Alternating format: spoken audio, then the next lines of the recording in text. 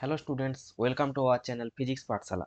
আজকে আমরা ABTA test পেপারের 76 নম্বর পেজের ফিজিক্যাল সায়েন্সের সলিউশনগুলো করব। তো এখানে প্রথম প্রশ্ন বলেছে যে নিচের কোন জ্বালানিটি সবচেয়ে কম পরিবেশ দূষণ ঘটায়। তাহলে এটার অ্যান্সার কি হবে না প্রাকৃতিক গ্যাস।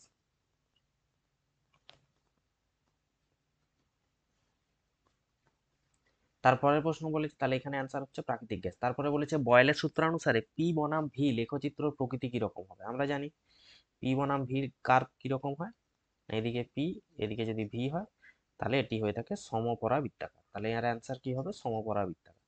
একটি গ্যাসের বাষ্প ঘনত্ব দেওয়া আছে, তাহলে এসটিপিতে গ্যাসটির আয়তন মানে 22.4 লিটারের ভর কত জিজ্ঞেস করেছে।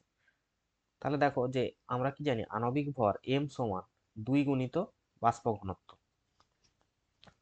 তাহলে আণবিক ভর কত হবে 2 × বাষ্প ঘনত্ব, যদি 16 বলা থাকে তাহলে অ্যান্সার হবে 22.4 লিটার, যেটা আছে তার ভর কত হবে 32 গ্রাম।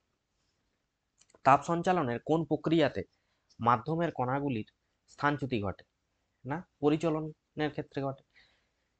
আলোর কোন ধর্মের জন্য দিনের বেলায় আকাশকে নীল দেখায়। তাহলে এর অ্যান্সার কি হবে না আলোর বিক্ষেপণ। সবুজ কাচের মধ্য দিয়ে লাল ফুলকে দেখলে কি বর্ণের দেখাবে, না অ্যান্সার হবে অপশন ডি কালো। কোনো পরিবাহীর মধ্য দিয়ে তড়িৎ প্রবাহ মাত্রা দ্বিগুণ করা হলে উৎপন্ন তাপ। তাহলে দেখো আমরা জুলের সূত্র অনুযায়ী কি জানি H proportional to I square, অর্থাৎ তাপের সঙ্গে প্রবাহ মাত্রার বর্গের সমানুপাতিক। তাহলে এখানে বলেছে যে প্রবাহ মাত্রা যদি দ্বিগুণ করে দেওয়া হয় তাহলে তাপ কি হয়ে যাবে, দেখো দ্বিগুণ যদি করি তাহলে 2 স্কোয়ার মানে 4 গুণ হয়ে যাচ্ছে। তাহলে উৎপন্ন তাপ কত হবে না 4 গুণ হবে অ্যান্সার। বিভব প্রভেদ পরিমাপের যন্ত্রের নাম কি, অবশ্যই ভোল্টমিটার। তেজস্ক্রিয়তা পরিমাপের একক কি হবে না বেকারেল। নিচের কোনটি সন্ধিগত মৌল, না লোহা। কোনটি তড়িৎযোজী যৌগ, তাহলে কি হবে পটাশিয়াম অক্সাইড। এরপরে আছে হচ্ছে গ্যালভানাইজেশন প্রক্রিয়াতে লোহার উপর কার প্রলেপ দেওয়া হয়, অবশ্যই জিঙ্কের প্রলেপ দেওয়াকে বলা হয়। NH3 গ্যাসকে শুষ্ক করতে কোনটি ব্যবহৃত হয়, তাহলে অ্যান্সার হবে পোড়া চুন বা ক্যালসিয়াম অক্সাইড। বক্সাইট কার আকরিক, অ্যালুমিনিয়ামের। এবং মিথেনের মধ্যে HCH বন্ধন কোণের মান কত হয় 109 ডিগ্রি। তাহলে এই গেল আমার বিভাগ কয়ের প্রশ্ন। গ্রুপ বি তে আছে যে বায়ুমণ্ডলের কোন স্তরে ভ্যান অ্যালেন বিকিরণ বলে করা হয়, দেখতে পাওয়া যায়, এটা করা হয়েছে আগে। অ্যান্সার হবে ম্যাগনেটোস্ফিয়ার। ওজোন মণ্ডলের ওজোন গ্যাসের ঘনত্ব কোন এককে মাপা হয়, তাহলে এটার অ্যান্সার হবে ডবসন। এসআই পদ্ধতিতে গ্যাসের প্রমাণ চাপের মান কত হয়।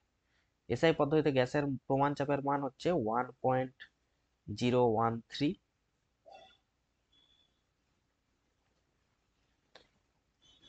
এরকম পাস্কাল মতো থাকে।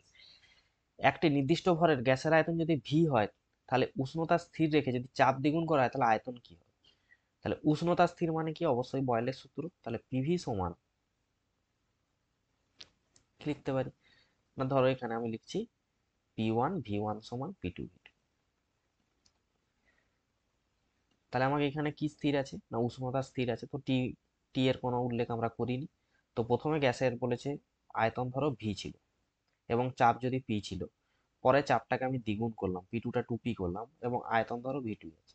তাহলে এখান থেকে পি পি কাটলো, তাহলে V2 সমান কি লিখতে পারি না V2 সমান লিখতে পারি V/2। তাহলে এখান থেকে কি মনে হচ্ছে না আয়তনটা কি হয়ে যাবে অর্ধেক হয়ে যাচ্ছে।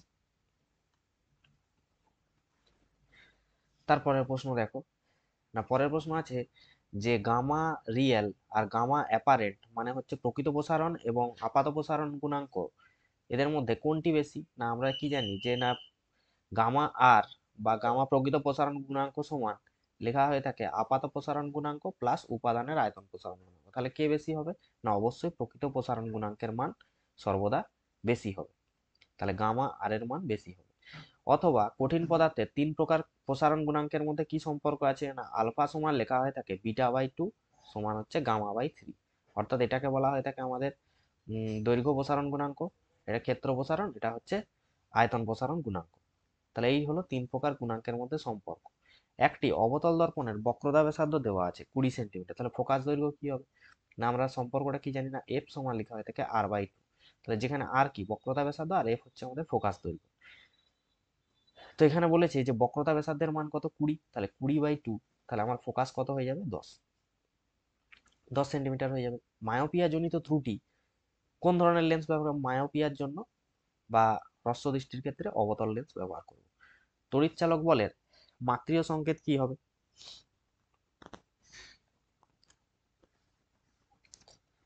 দেখো তড়িৎচালক বল কি পড়েছি আমরা, তড়িৎচালক বল লেখা হয় ভি সমান W/Q, শিখেছি। তাহলে ডাব্লু এর মান কি হয়? মাত্রা mL/T⁻², আর কিউ মানে কি? IT। তাহলে এখানে তড়িৎচালক বলের মান কি হবে? দেখো না, তড়িৎচালক বলের মাত্রা হয়ে যাবে mL²T⁻³ আর হয়ে যাচ্ছে I⁻⁻1। তাহলে দেখে নাও এখানে, এটা গেল 2.8। CFL কি হবে? Complex fluorescent CFL।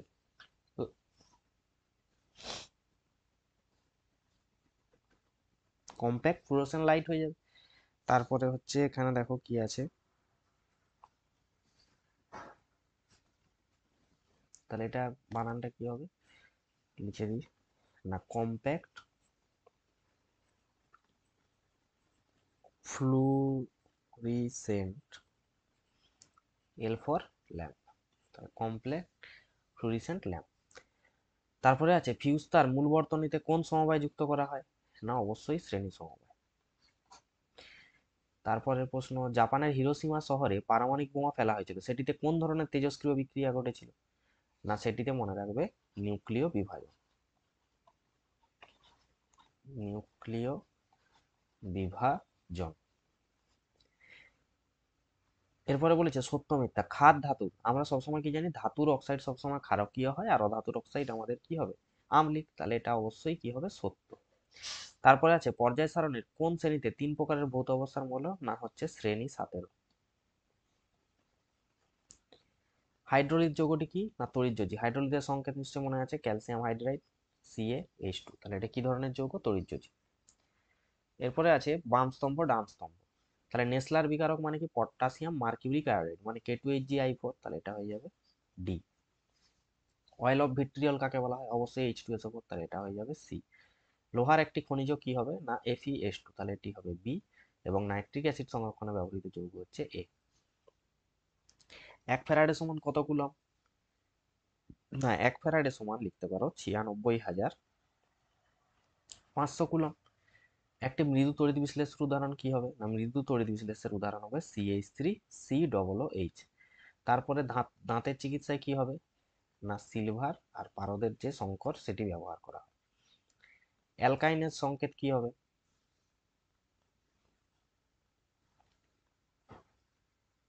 দেখো দেখো অ্যালকেন মানে কি লেখা হয়? কেন, কিন আর কাইন।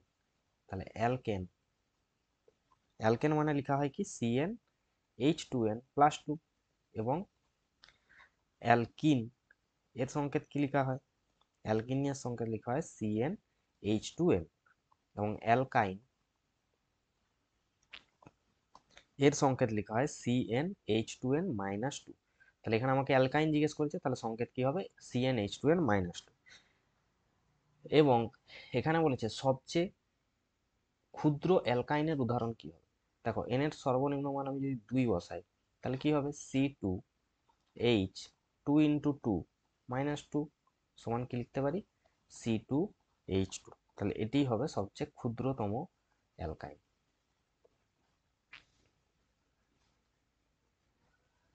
CH3CO CH2CH3 এর IUPAC নাম কি হবে? তাহলে দেখো 1 2 3 4, তাহলে কি হবে?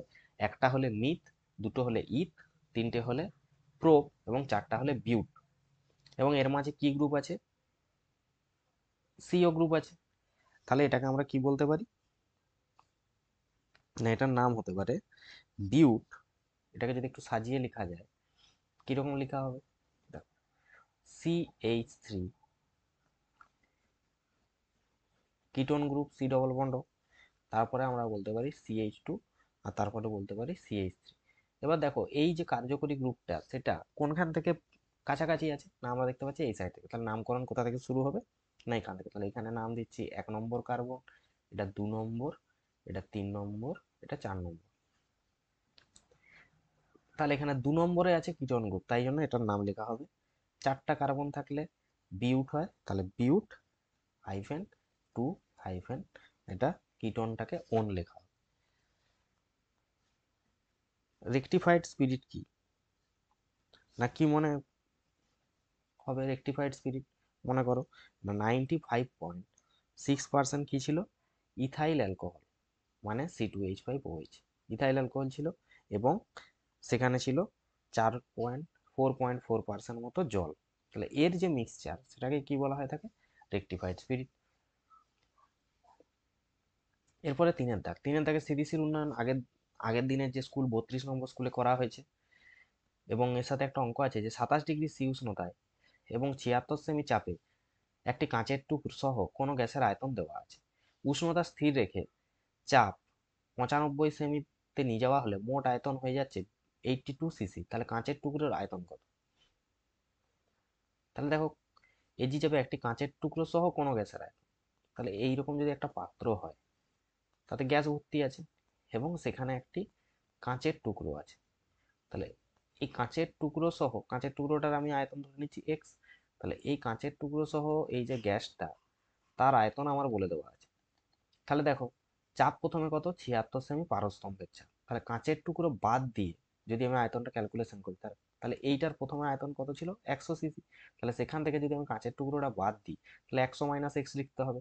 এবং দ্বিতীয় ক্ষেত্রে চাপ 95 সেন্টিমিটার পারস্তম্ভের চাপ, এবং আয়তনটাও আমি যদি কাঁচের টুকরো বাদ দিয়ে লিখি, তাহলে কি লিখবো, 82 - x।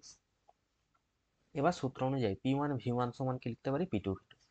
এবার মান বসাও, দিলে দেখা যাবে এক্স বা কাঁচের টুকরোর আয়তন শেষ অবধি কত আসছে, না 10 সিসি।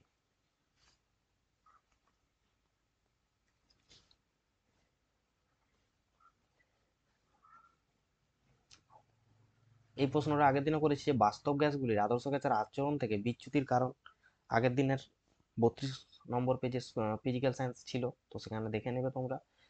এরপরের প্রশ্ন আছে যে গোলীয় দর্পণের ক্ষেত্রে প্রমাণ করো যে বক্রতা ব্যাসার্ধ আমার ফোকাস দৈর্ঘ্যের দ্বিগুণ।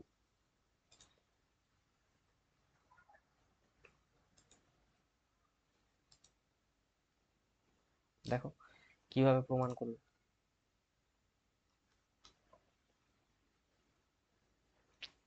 এই প্রমাণটা করলেই হবে যে বক্রতা ব্যাসার্ধ ফোকাস দৈর্ঘ্যের দ্বিগুণ। না, এরকম একটা অবতল দর্পণ নেওয়া হবে কি না, M ড্যাশ, তার বক্রতা কেন্দ্র আমরা কি জানি, সি, এবং মেরু হচ্ছে বলা হয় থাকে এই যে ও বিন্দুটাকে মেরু বলা হয়। এবার সি এ দর্পণের উপর এ বিন্দুতে একটা অভিলম্ব টানলে, যেখানে কি হয়ে যাচ্ছে, পি এ সমান্তরাল এক্স এক্স ড্যাশ। দেখো, আপতিত যে রশ্মি সেটা কি হয়ে যাচ্ছে, এক্স এক্স ড্যাশ, মানে প্রধান অক্ষের সাথে কি হয়ে যাচ্ছে, সমান্তরাল। এবং সেখানে যদি এসি ছেদক হয়, তাহলে এখানে যদি আমার এসি ছেদক হয়, যে ডট ডট লাইন দেওয়া আছে, তাহলে সেখানে আমার অবশ্যই একটা কি একান্তর কোণ উৎপন্ন হবে, সেটা কি না, পিএসি সমান এফসি। তাহলে প্রথমে আমার কাজ হচ্ছে একান্তর কোণ প্রমাণ করা। 2 নম্বর হচ্ছে, আমরা কি জানি আপতন কোণ প্রতিফলনের সূত্র অনুযায়ী আপতন কোণ প্রতিফলন কোণ সমান হবে, সেই হিসাব অনুযায়ী আবার পিএসি সমান আসছে এফএসি। তাহলে একবার বলছি পিএসি সমান এফসিএ, আর একবার বলছি পিএসি সমান এফএসি, তার মানে কি এফসিএ সমান আমি বলতে পারি এফএসি। এবার ত্রিভুজ এফএসি তে দেখে নাও, ত্রিভুজ এফ এ সি, এই যে ত্রিভুজটা আছে ত্রিভুজ এফএসি তে, এফএসি তে কি দেখতে পাচ্ছি, না এফ এ সমান হচ্ছে এফসি। আবার ক্ষুদ্র উন্মেষ হলে এ আর ও এই বিন্দু দুটিকে খুব কাছাকাছি আমরা ধরে নিই, তখন আমরা বলতে পারি যে এফ এ সমান এফ ও। এবার দেখো 1 আর 2 থেকে আমরা কি লিখতে পারি, একবার বলছি এফ এ সমান এফ সি, আরেকবার বলছি এফ এ সমান এফ ও, তাহলে দুটো থেকে বলতে পারি কি এফ সি সমান এফ ও। তার মানে এফ সি সমান যদি এফ ও হয়, মানে এইটা সমান যদি এইটা হয়, তার মানে কি এফ হচ্ছে এদের মধ্যবিন্দু ওসি এর। তাহলে ওসি সমান আমি কি বলতে পারি, 2FO, যেখানে ওসি হচ্ছে দর্পণের বক্রতা ব্যাসার্ধ। এবং তাহলে এখানে মান বসিয়ে দাও, ওসির জায়গায় আর বসিয়ে দাও, আর এফও মানে কি ফোকাস। আর তাহলে এটা হয়ে যাচ্ছে আমাদের মেরু থেকে যে দূরত্বটা সেটা ফোকাস হয়ে যাচ্ছে, তাহলে এটাকে আমরা এফ বলে দিচ্ছি। তাহলে কি হয়ে যাচ্ছে, আর সমান 2F, অর্থাৎ দ্বিগুণ হয়ে যাচ্ছে।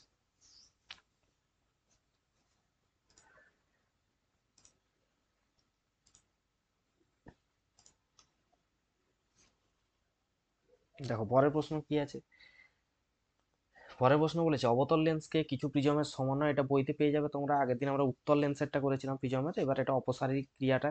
এরকম একটা ছবি দেখবে দেওয়া আছে, এরকম একটা অবতল লেন্সের এরকম ছবি দেওয়া আছে বইতে, এবং সেখানে এরকম আছে, আর পতিত আলোক রশ্মি এরকম এখানে পড়ার পর কি হয়ে যাবে না, প্রধান অক্ষ থেকে দূরের দিকে সরে যাবে। অর্থাৎ এই যে ঘটনাটাকে, এটাকে বলা হচ্ছে অপসারী ক্রিয়া। এরকম একটা ছবি আছে, ওটা দেখে নেবে। তারপরে আছে এখানে ওহমের সূত্রটি লিখতে এবং তার গাণিতিক রূপ প্রতিষ্ঠা। এটা তো সবাই প্র্যাকটিস করেছি। তাহলে কি লিখতে পারি, মনে করো না, হচ্ছে উষ্ণতা ও অন্যান্য ভূত অবস্থা যদি অপরিবর্তিত থাকে, তাহলে কি হয়, কোনো ধাতব পরিবাহীর মধ্য দিয়ে তড়িৎ প্রবাহ মাত্রা আই কি হয়ে যায়, প্রান্তীয় বিভব প্রভেদের সমানুপাতিক। এটাই আমরা শিখেছি ওহমের সূত্র অনুযায়ী। তাহলে প্রান্তীয় বিভব প্রভেদ যদি ভি হয়, তাহলে কি হয়ে যায়, বর্তনীর মধ্য দিয়ে প্রবাহ মাত্রা আই এর সাথে সমানুপাতিক। এবার কি হয়, এটাকে সমান করার জন্য ভি সমান আমি আই আর লিখে থাকি, যেখানে আর হচ্ছে একটা কি ধ্রুবক, আর এটাকেই বলা হয় থাকে আবার কি রোধ, এটাকেই কি বলা হয় থাকে রোধ। তাহলে সূত্রটা কি হবে, উষ্ণতা অন্যান্য ভৌত অবস্থা যদি অপরিবর্তিত থাকে, তাহলে কি হবে, কোনো ধাতব পরিবাহের মধ্যে দিয়ে তড়িৎ প্রবাহ মাত্রা তার দুই প্রান্তের বিভব প্রভেদের সাথে কি হয়, সমানুপাতিক হয়। এবার আছে এটার সাথে আরেকটা কোশ্চেন কি আছে দেখো, এখানে বলেছে যে তড়িৎযোজী বা আয়নীয় বন্ধনকে কেন প্রকৃত বন্ধন বলা হয় না। দেখো, তড়িৎযোজী বন্ধন গঠনের ক্ষেত্রে তড়িৎ ধনাত্মক মৌলের পরমাণু কি করে, ইলেকট্রন ত্যাগের মাধ্যমে ক্যাটায়নে, কারণ ইলেকট্রন ছাড়লেই সেটা কিসে পরিণত হয়, ক্যাটায়ন। এবং তড়িৎ ঋণাত্মক মৌলের হচ্ছে কি, সেই বর্জিত ইলেকট্রন গ্রহণ করে অ্যানায়নে পরিণত হয়। এই ক্যাটায়ন আর অ্যানায়নগুলি কি থাকে না, স্থির তড়িৎ আকর্ষণের মাধ্যমে আবদ্ধ থাকে। আর এই আকর্ষণ বলের নির্দিষ্ট কোনো অভিমুখ থাকে না, তাই তড়িৎযোজী বন্ধনকে আমরা প্রকৃত বন্ধন কিন্তু বলতে পারবো না।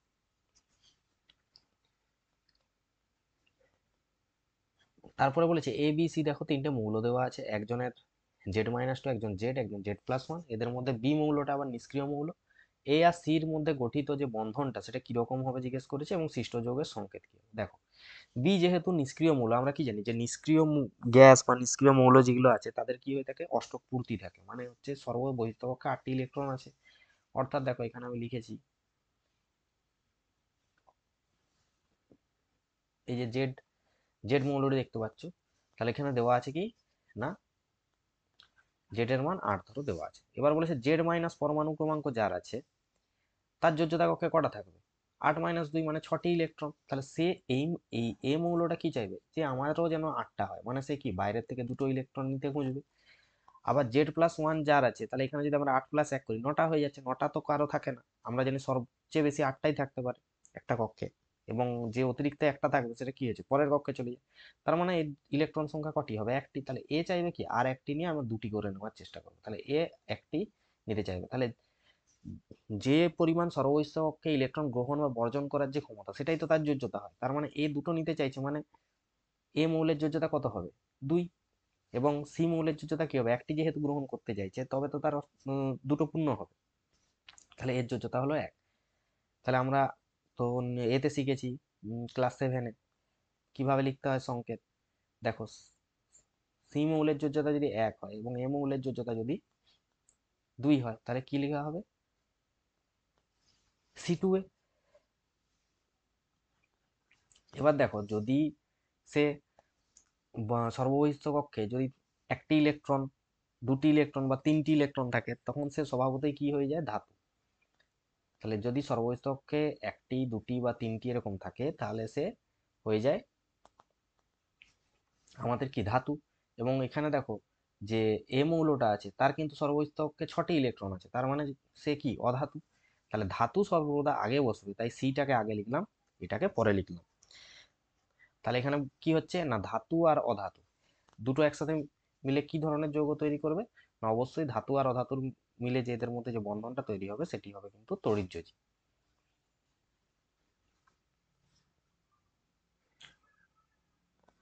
এরপরে দেখো, লুইস ডট গঠন দেখাতে বলেছে, কাদের না, Al2O3 আর C2H4।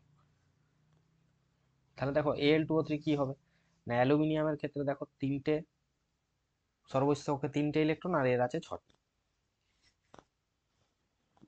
তো এ কি করবে, অ্যালুমিনিয়ামের আমরা কি কত হয় জানি, না 13 হয় অ্যালুমিনিয়ামের। তাহলে এখানে কি হবে, প্রথম কক্ষে দুটো চলে যাবে, 8টা, সর্বোচ্চ কক্ষে এই যে তিনটে থাকবে, তাই জন্য এই তিনটে। তাহলে এ কি করবে, অক্সিজেন কি করবে, এর দুটো ইলেকট্রন ব্যবহার করা, আবার এর আরেকটা ইলেকট্রন এদিকে ব্যবহার হবে, তাহলে দেখো কটা আছে। তাহলে এরকম ভাবে দেখো, প্রত্যেকের ইলেকট্রনগুলো কিন্তু ব্যবহার করছে, এবং নিজের যে 8টা ইলেকট্রন যার দরকার সে তার অষ্টক পূর্তি ঘটানোর চেষ্টা করছে। তাহলে এইভাবে এর লুইস ডট গঠনটা করা হবে। তাহলে ও তখন কি হয়ে যাবে, দুটো নিয়ে ও টু মাইনাস, এ হচ্ছে থ্রি প্লাস হচ্ছে তিনটে বর্জন করে, তিনটে ইলেকট্রন বর্জন করে, এরা নিয়ে করে মাইনাস হচ্ছে এবং এটা বর্জন করে প্লাস হচ্ছে। তাহলে এইটা হলো Al2O3। আবার একই রকম ভাবে দেখো যে C2H4 এর বন্ধন গঠন কিভাবে হবে। এই যে দেখতে পাচ্ছ যে কার্বনের সর্বস্থকে আমাদের এমনিতে কি হয়, কার্বনটা লেখা হয় 6C12, মানে কি পরমাণু ক্রমাঙ্ক 6, মানে 2 আর 4 এরকম হতে পারে। মানে এর আছে কত, সর্বস্থকে 4টা, তাই জন্য 4টা ডট দেওয়া আছে দেখতে পাচ্ছ, আর হাইড্রোজেনও তো একটা করে। তাহলে প্রত্যেকের দেখো ইলেকট্রনটা ইউজ করছে। তাহলে এরকম ভাবে হবে ইথিলিনের বা C2H4 এর লুইস ডট গঠন। এরপরে দেখো, এরপরে কি আছে দেখো, পরীক্ষাগারে NH3 গ্যাসকে শুষ্ক করতে P2O5 কেন ব্যবহার করা হয় না। তাহলে পরীক্ষাগারে কেন আমরা ব্যবহার করতে পারি না, মানে কি লেখা হবে না, পরীক্ষাগারে না NH3 গ্যাসকে শুষ্ক করতে করা যায় না, কারণ ক্ষারীয় পদার্থকে না অ্যামোনিয়া NH3 এর সঙ্গে P2O5 যদি বিক্রিয়া করে তাহলে কি উৎপন্ন করবে। দেখো NH3 এর সাথে যদি P2O5, NH3 এমনিতে ক্ষারীয়, তার সাথে যদি P2O5 বিক্রিয়া করে তাহলে কি গঠন করবে, P2O5 আর ধরো জল আছে, এটা যদি 6NH3 বলা হয় তাহলে উৎপন্ন হবে অ্যামোনিয়াম ফসফেট, মানে 2NH4 এর হোল 3 PO4, অ্যামোনিয়াম ফসফেট উৎপন্ন হবে। তাই জন্য আমরা এটা ব্যবহার করব না, তার জায়গায় আমরা কি ব্যবহার করি, ক্যালসিয়াম অক্সাইড বা পোড়াচুন। এবার বলেছে সমুদ্রগামী জাহাজে জলের নিচে লোহার পাইপলাইনের সঙ্গে Mg কেন ব্লক যুক্ত করে। দেখো সমুদ্রের যে জাহাজ আছে সেই জাহাজের ক্ষেত্রে কি না, এটা যদি Fe হয়, আমার ধাতু সক্রিয়তা শ্রেণী অনুযায়ী কি না, এর ইলেকট্রন বর্জন করার ক্ষমতা কিন্তু সবচেয়ে বেশি। তাহলে কি হবে, এ দ্রুত ইলেকট্রন বর্জন করতে থাকবে, এবং এখানে যদি জল থাকে তাহলে দ্রুত ইলেকট্রন বর্জন করবে, যার ফলে এখানে কি হয়ে যাবে, মরিচা পড়ে যাবে জাহাজে। কিন্তু ম্যাগনেসিয়াম কি হয়, সক্রিয়তা বেশি হওয়ায়, ধাতু সক্রিয়তা শ্রেণীতে যেহেতু উপরে আছে, এখানে যদি আমরা ম্যাগনেসিয়ামের ব্লক দিয়ে দিতে পারি তাহলে কি হয়ে যাবে না, লোহাকে ইলেকট্রন বর্জনের হাত থেকে সে রক্ষা করবে, এবং ম্যাগনেসিয়াম ব্লক কি হয়, খুব কম পরিমাণে ইলেকট্রন কিন্তু বর্জন করে। তাহলে এরপর কার সাথে, জলের সাথে কার বিক্রিয়া হবে, ম্যাগনেসিয়াম, এবং কম পরিমাণ ইলেকট্রন বর্জন, তাহলে কি হবে, লোহাটা সংস্পর্শে আসতে পারবে না জল, এবং মরিচা পড়বে না। তাই জন্য আমরা কি ব্যবহার করব, ম্যাগনেসিয়াম ব্লক ব্যবহার করব। অথবা খোলা বাতাসে যদি দীর্ঘদিন কপারের বাসনপত্র রাখি তাহলে তাতে সবুজ আস্তরণ পড়ে। তো এটা আগেও করা হয়েছে, তো এটার অ্যান্সার দেখতে পারো।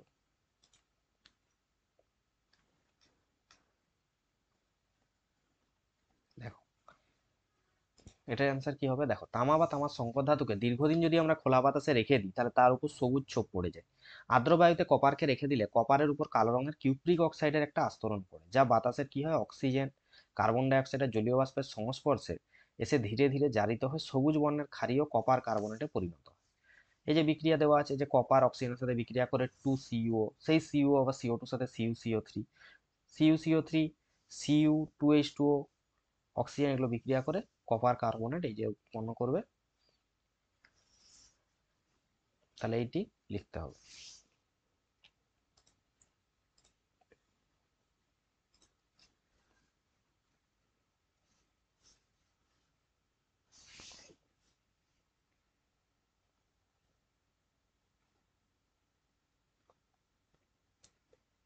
এরপরে বলেছে যে C3H6O সংকেত বিশিষ্ট দুটি জৈব যৌগের সমবায়বী গঠন তৈরি করো।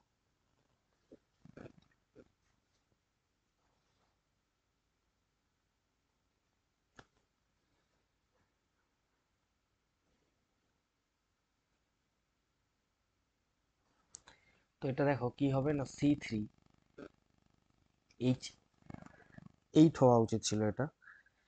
তাহলে এখানে যদি হতো তাহলে দুটো আণবিক যৌগ গঠন করা যেত, কিরকম হতো, ধরো C3H8O, কি গঠন করা যেত না, CH3, এখানে লিখি CH3, ধরো CH2 আর CH2, OH। তাহলে দেখো C 1 2 3, 3 2 5 2 7 1 8, তাহলে এরকম করা যেত N প্রোপাইল অ্যালকোহল। এছাড়াও আরো কি গঠন করা যেত না, CH3 CH CH3, আর এখানে যদি OH দিতাম তাহলে কি হতো 1 2 3 আর 3 3 6 7 8। তাহলে এটার নাম কি হতো? এটার নাম হতো আইসোপ্রোপাইল অ্যালকোহল। Isopropyl alcohol.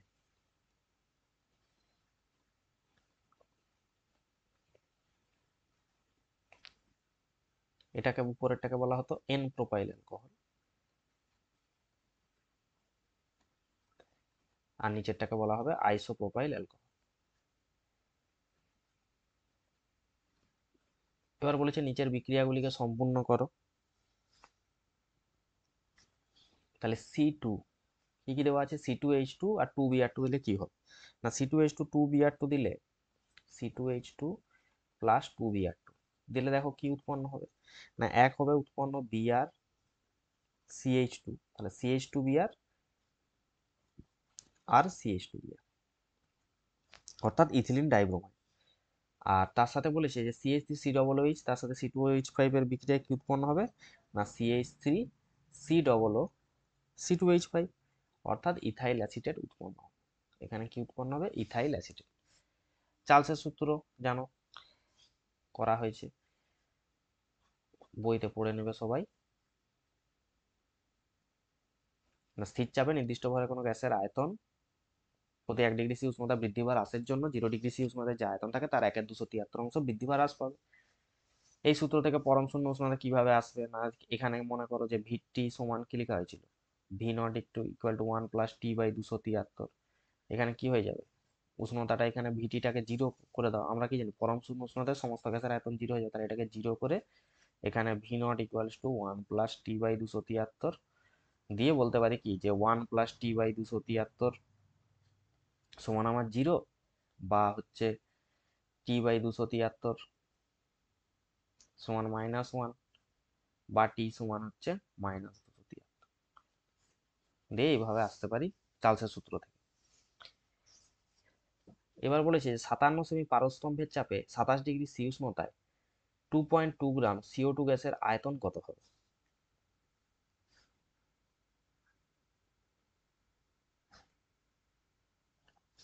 তাহলে কিভাবে করা হবে, দেখো না, কার্বন ডাই অক্সাইডের ভর, দেখো CO2 এর ভর কত দেওয়া আছে না, CO2 এর ভর W সমান দেওয়া আছে 2.2, আর মোলার ভর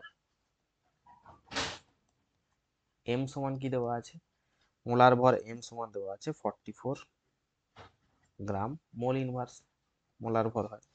উষ্ণতা T সমান লিখতে পারি কি 27 + 273 মানে হবে 300 K, আর চাপ যেটা P দেওয়া আছে সেটা লিখতে পারি 57 সেমির জায়গায় ওটাকে 13.6, আর হচ্ছে 980 ডাইন/সেমি স্কোয়ার। পুরো অঙ্কটাকে সিজিএস এ নিয়ে যাচ্ছি। এবার আদর্শ গ্যাসের যে সমীকরণ কি জানি, পিভি সমান হচ্ছে এনআরটির জায়গায় আমি বসে দিচ্ছি W/mRT। এই সমীকরণে বসিয়ে দিলে কি পাবো, দেখো এই সমীকরণে বসিয়ে আমার কি কার মান দরকার, ভি এর মান দরকার, তাহলে ভি সমান আমরা লিখতে পারি যে WRT/PM, তাহলে এটা সমান লিখতে পারি 2.2 ইন্টু 8.31 ইন্টু 10⁻7 মান বসাও আর ইন্টু 300 বাই 44 ইন্টু 57 তো 13.6 ইন্টু 980 সবার মান বসালে দিয়ে এখান থেকে পাচ্ছি কত না 1640 ইন্টু 8 ঘন সেন্টিমিটার, সেটা সমান কত লিটার লিখতে পারি না 1.641 লিটার। তাহলে এইটি হলো এই প্রশ্নের উত্তর। এরপরে দেখো 4.2 তে বলেছে যে লোহার সাথে H2SO4 এর বিক্রিয়ায় হাইড্রোজেন গ্যাস পাওয়া যায়। আবার লোহিত তত্ত্ব, তাহলে বিক্রিয়াগুলো লিখে নাও যে আবার লোহিত তত্ত্ব স্টিমের উপর দিয়ে চালনা করলেও হাইড্রোজেন গ্যাস পাওয়া যায়। তাহলে 4 গ্রাম হাইড্রোজেন গ্যাস তৈরি করতে কোন ক্ষেত্রে কম পরিমাণ লোহা লাগে, তাহলে প্রথম যে বিক্রিয়াটা এখানে বলেছে,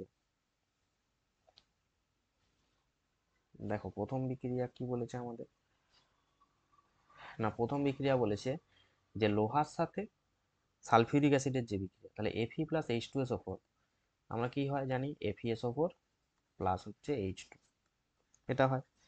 এবার দেখো Fe এর মান দেওয়া আছে 56 গ্রাম, আর হাইড্রোজেন কত হবে 2 গ্রাম। নেক্সট হচ্ছে স্টিমের সাথে যে বিক্রিয়াটা হয়, সেখানে কি হয় দেখো 3Fe প্লাস 4H2O সমান আমরা জানি Fe3O4 প্লাস 4H2।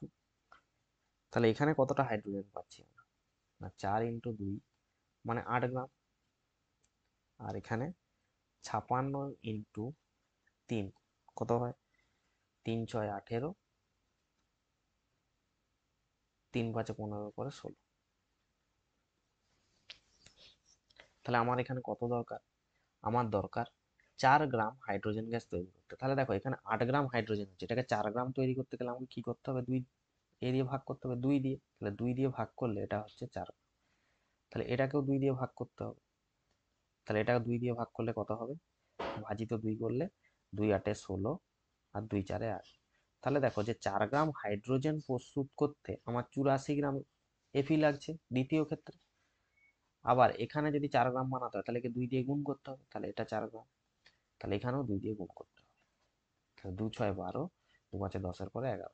তাহলে দেখো এখানে 4 গ্রাম হাইড্রোজেন প্রস্তুত করতে 112 গ্রাম Fe লাগছে, আর যেখানে এখানে 84 গ্রাম লাগছে। তাহলে এখানে বলেছে যে কোন ক্ষেত্রে কম পরিমাণ লোহা লাগবে, অবশ্যই দ্বিতীয় ক্ষেত্রে কম পরিমাণ লোহা লাগবে। তাপীয় রোধ কাকে বলে, এর সাথে তড়িৎ রোধের যে সম্পর্ক, এটা আগের দিনে স্কুলে আলোচনা করা হয়েছে তাপীয় রোধ, তো যারা দেখোনি ভিডিওটা দেখে নেবে, সেখানে তাপীয় রোধে করানো আছে। এরপরে হচ্ছে 30 ডিগ্রি সি উষ্ণতায় একটি লোহার বলের আয়তন দেওয়া আছে 1000 সিসি, 100 ডিগ্রি সি উষ্ণতায় ওই লোহার বলটির আয়তন কত হবে। তাহলে যা যা দেওয়া আছে সেগুলো আগে একটু লিখে নাও। তাহলে কি দেওয়া আছে, প্রথমে দেখো যে T1 সমান দেওয়া আছে 30 ডিগ্রি সেন্টিগ্রেড, আর আয়তন V1 সমান দেওয়া আছে 1000 সিসি, আর T2 হচ্ছে যদি 100 ডিগ্রি সেন্টিগ্রেড হয়, তাহলে আমার V2, তাহলে V2 সমান কি লেখা হয়, না V2 সমান লেখা হয় V1 1 প্লাস গামা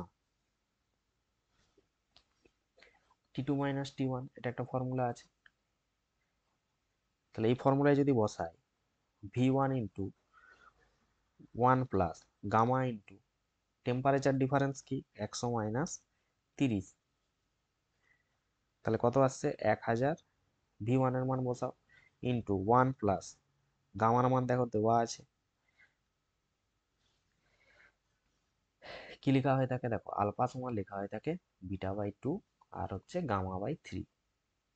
তাহলে গামা সমান কি লিখতে পারি 3 আলফা, তাহলে গামা সমান আমরা লিখতে পারি কি 3 আলফা, তাই জন্য 3 ইন্টু আলফার মান দেওয়া আছে কত 1.2 ইন্টু 10⁻⁻5 লিখলাম, ইন্টু এখানে দেখো টেম্পারেচার ডিফারেন্স 70। তো এটা ক্যালকুলেশন করলে কত অ্যান্সার আসবে, দেখো না এটা ক্যালকুলেশন করলে অ্যান্সার আসবে আমাদের, না 1000.0025 এরকম অ্যান্সার আসবে। তাহলে বলেছে ওই বলটির আয়তন কত হবে, তাহলে পেয়ে যাবে ওখান থেকে। এ প্রতিসারক কোণ বিশিষ্ট প্রিজমের আপতন কোণ I1 এবং I1 প্লাস I2 মাইনাস এ সম্পর্কটা প্রতিষ্ঠা করতে বলেছে প্রিজমের ক্ষেত্রে, এবং দিনের বেলায়, আচ্ছা এই সম্পর্কটা কোথায় পাবে, না আগে করেছি আমরা WBH এতে করা হয়েছে, সেখানে যদি দেখে নাও তোমরা,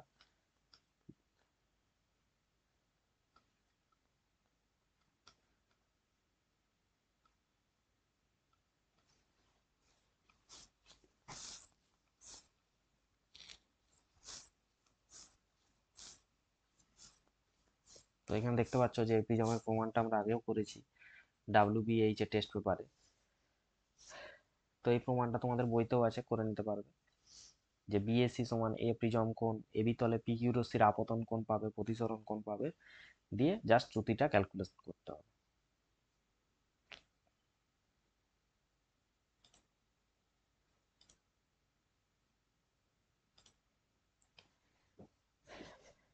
নেক্সট প্রশ্ন কি আছে দেখো, না দিনের বেলা চাঁদকে সাদা কিন্তু সূর্যাস্তের পর চাঁদকে হলদে দেখা যায়। কারণ দিনের বেলা দেখো যে সূর্যের আলো আমাদের কি হয়, খুব উজ্জ্বল হয় এবং চারিপাশে ছড়িয়ে পড়ে।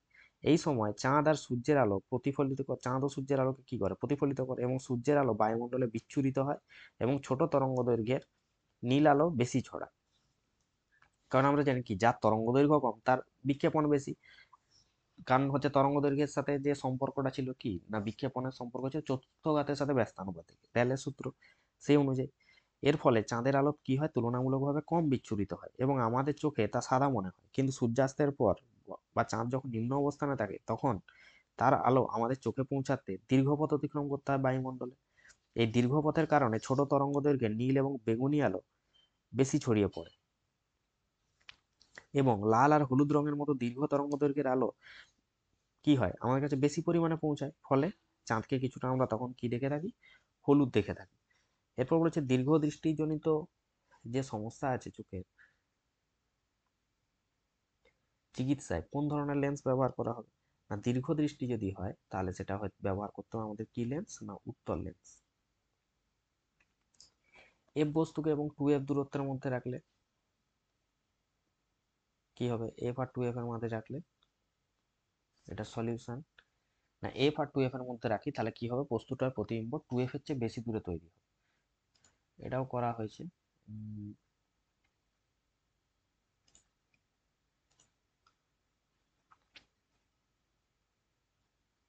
দেখো এখানে তাপীয় রোধ দেখতে পাবে তোমরা, যে পরিবাহীর মধ্য দিয়ে তাপ পরিবহনের বাধার পরিমাণকে আমরা কিন্তু তাপীয় রোধ বলে থাকি।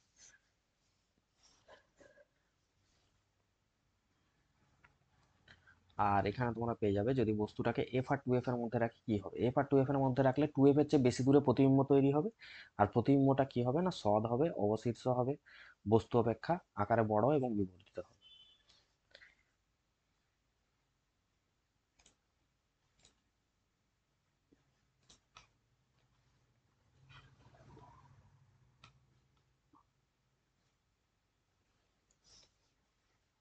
এরপরে আছে যে কোষের তড়িৎচালক বল বিভব পার্থক্য করতে দেখে নেবে, বইতে আছে। একটি তারের মধ্যে দিয়ে এত এম্পিয়ার তড়িৎ 15 মিনিট ধরে পাঠানো হলে 525 ক্যালোরি তাপ। তাহলে এখানে দেখো কি কি দেওয়া আছে, লিখে নিই। দেখো তড়িৎ প্রবাহ মাত্রা আই দেওয়া আছে আমার 0.5 অ্যাম্পিয়ার। আর কি দেওয়া আছে, সময় টি দেওয়া আছে 15 মিনিট। এবার সেই 15 মিনিট মানে কত সেকেন্ড, 15কে 60 দিয়ে গুণ করে দাও, তাহলে আমরা এখানে পেয়ে যাচ্ছি 15×6 = 90, প্রায় 900 সেকেন্ড মতো। আর এইচ এর মান দেওয়া আছে 525 ক্যালোরি। এবার জুলের সূত্র কি বলেছে না, এইচ সমান লেখা হয় I²RT/J, মানে 4.2 যা মান হয়। তাহলে আর সমান কি লিখতে পারি, H/I²T × 4.2।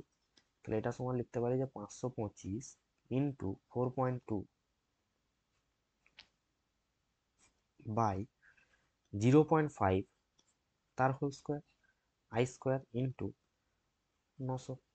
তাহলে এটা যদি কাটাকাটি করি আর এর মান আসছে 9.8 ওহম। এবার ভোল্টেজ কি হবে, ভি সমান আমরা জানি IR। তাহলে আই এর মান কত, 0.5, আর হচ্ছে আর এর মান তো পেলাম 9.8। এটা গুণ করলে আমার আসছে 4.9 ভোল্ট। তাহলে এটা হবে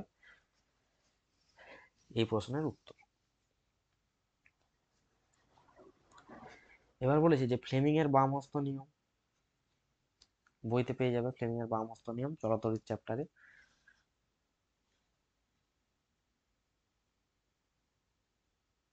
তারপরে আছে দেখো যে প্রবাহ মাত্রার মানে বাড়ালো চক্রে এসি প্রবাহ ঘরে না থাকে। না প্রবাহ মাত্রা অভিমুখ বিপরীতমুখী যদি হয় তাহলে কি হয়, বাড়ালো চক্রের ঘূর্ণন বিপরীত হয়। আর পরিবর্তী প্রবাহটা কিরকম যায়, না পরিবর্তী প্রবাহ হচ্ছে এরকম ভাবে, অর্থাৎ পরিবর্তিত হয় সময়ের সাথে। তাহলে কি হবে, পরিবর্তী প্রবাহের অভিমুখ খুব দ্রুত পরিবর্তন হয়। যেমন পরিবর্তী প্রবাহের কম্পাঙ্ক যদি 50 আর্জ হয় তাহলে 1 সেকেন্ডে 100 বার প্রবাহ মাত্রা অভিমুখ করবে। তাহলে এই কারণে বার্লো চক্রের কি হবে, উপর ক্রিয়াশীল বলের অভিমুখ দ্রুত পরিবর্তিত হবে। তার ফলে কি হবে, ঘূর্ণন সম্ভব হবে। তাই জন্য আমরা এসি প্রবাহ ব্যবহার করব না। নিউক্লিয় বিভাজন জিনিসটা কি না, নিউক্লিয় বিভাজন হচ্ছে না কোনো ভারী নিউক্লিয়াস প্রায় সমান ভরের দুটি নিউক্লিয়াসে বিভাজিত হয়ে কয়েকটি নিউট্রন, গামা রশ্মি আর প্রচুর পরিমাণে শক্তির উদ্ভব ঘটে। দেখে নাও নিউক্লিয় বিভাজন কিরকম হয়। তাহলে কি বললাম না, কোনো ভারী নিউক্লিয়াস প্রায় সমান ভরের দুটি নিউক্লিয়াসে যদি বিভাজিত হয় তাহলে কি হবে, 92U235 যদি বলি,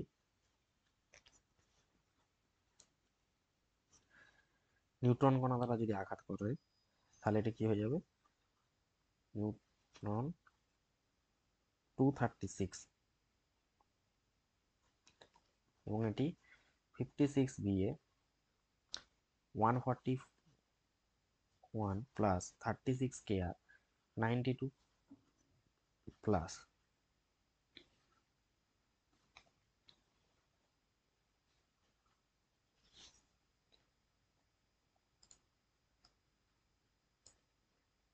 লেখা হবে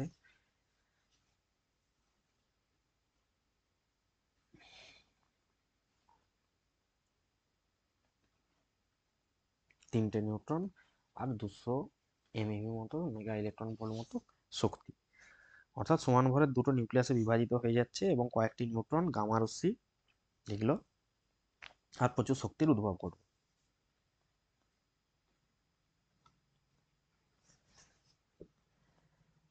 তেজস্ক্রিয়তার এসআই একক বেকারেল লিখে নেবে। তাহলে এটা কি হবে না, বেকারেল। মৌলের তড়িৎ ঋণাত্মকতা কাকে বলে, AsP_NSB_Br। তড়িৎ ঋণাত্মকতা কি হবে না, অন্য কোনো মৌলের পরমাণুর সঙ্গে সমযোজী বন্ধন দ্বারা আবদ্ধ থাকা অবস্থায় বন্ধন সৃষ্টিকারী যে ইলেকট্রন জোড় তাকে কি হয়, মৌলের পরমাণু নিজের দিকে যে আকর্ষণ করার ক্ষমতা সেটাকে আমরা বলে থাকি মৌলের তড়িৎ ঋণাত্মকতা।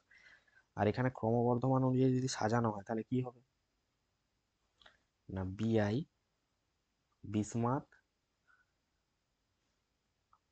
অ্যান্টিমনি, আর্সেনিক, P আর N এরকম ভাবে সাজানো। অথবা মেন্ডেলিফের পর্যায় সারণীর তিনটে ত্রুটি, কি কি ত্রুটি ছিল না, তিনি হচ্ছে পর্যায় সারণীতে কোনো কোনো ক্ষেত্রে বেশি পারমাণবিক ভর বিশিষ্ট মৌলকে কম পারমাণবিক ভর বিশিষ্ট মৌলের আগে স্থান দিয়ে দিয়েছিল। যেমন আর্গন, আর্গনের কত হয় না, আর্গনের হয় মনে রাখবে 39.94, সেই জায়গায় পটাশিয়ামের হয় কত 39.1। তাহলে কি হয়ে যাচ্ছে, আর্গনকে স্থান দিয়ে দিয়েছিল আগে কার না, পটাশিয়ামটা।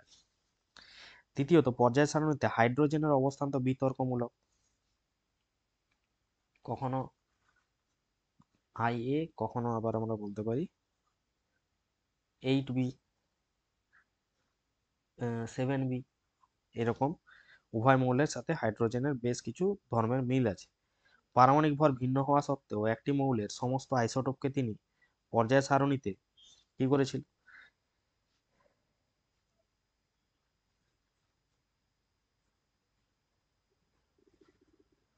একই ভর বিশিষ্ট মৌলের আগে স্থান দেওয়া হয়েছিল।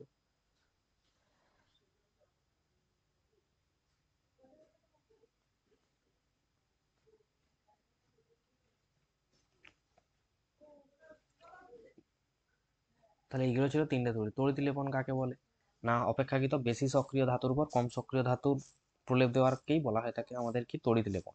এর উদ্দেশ্য কি না, ধাতুর সৌন্দর্যতা বৃদ্ধি করতে, ধাতুর স্থায়িত্ব বৃদ্ধি করতে, তারপরে হচ্ছে আমরা ধাতুর পরিশোধনে ব্যবহার করবো। স্পর্শ পদ্ধতিতে অনেকবার করা হয়েছে, একটু দেখে নেবে আগের ভিডিওগুলো। এবং H2S এর গন্ধ কেমন, পচা ডিমের গন্ধযুক্ত। এবং K2Cr2O7 দ্রবণের মধ্যে দিয়ে যদি চালনা করি কি ঘটবে, পটাশিয়াম ডাইক্রোমেটের মধ্যে দিয়ে H2S গ্যাস যদি চালনা করি। আচ্ছা, সমগণীয় শ্রেণী কাকে বলা হয় না, একই মৌল দ্বারা গঠিত, একই সাধারণ আণবিক সংকেত বিশিষ্ট, একই কার্যকরী মূলক যুক্ত, একই রকম রাসায়নিক ধর্ম বিশিষ্ট যে সমস্ত যৌগগুলির শ্রেণী আছে এবং সেই দুটো যৌগের মধ্যে যে CH2 গ্রুপের যে পার্থক্য থাকে তাকেই কি বলা হয় থাকে সমগণীয় শ্রেণী। আর বায়োডিগ্রেডেবল পলিমারের উদাহরণ যেটা কৃত্রিমভাবে তৈরি হয়, এটা হতে পারে কি পলিল্যাকটিক অ্যাসিড বলতে পারো, পলিল্যাকটিক অ্যাসিড বলতে পারো, অথবা বলতে পারো PHB বলতে পারো। পলিহাইড্রক্সি বিউটারেট বলতে পারো এখানে। তাহলে এখানে কি কি হবে না K2Cr2O7 দ্রবণের H2S, এটা করা হয়েছিল সীতাকুণ্ড স্কুলে সম্ভবত করা হয়েছিল, দেখলে বোঝা যাবে।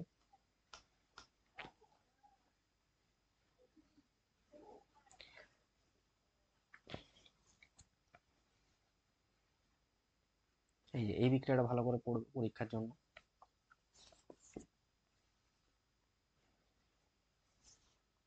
তো K2Cr2O7 এর সাথে লঘু সালফিউরিক অ্যাসিড আর হাইড্রোজেন সালফাইড বিক্রিয়া করে K2SO4 সবুজ বর্ণের ক্রোমিক সালফেট বলতে পারো, এগুলো উৎপন্ন।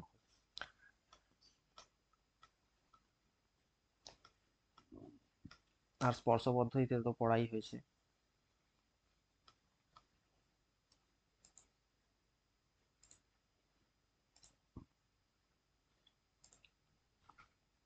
তাহলে এই ছিল আমাদের 76 নম্বর যে পেজের সমস্ত ফিজিক্যাল সায়েন্সের সলিউশন। তো এগুলো তোমরা ভালো করে প্র্যাকটিস করো। দেখা হবে নেক্সট ক্লাসে।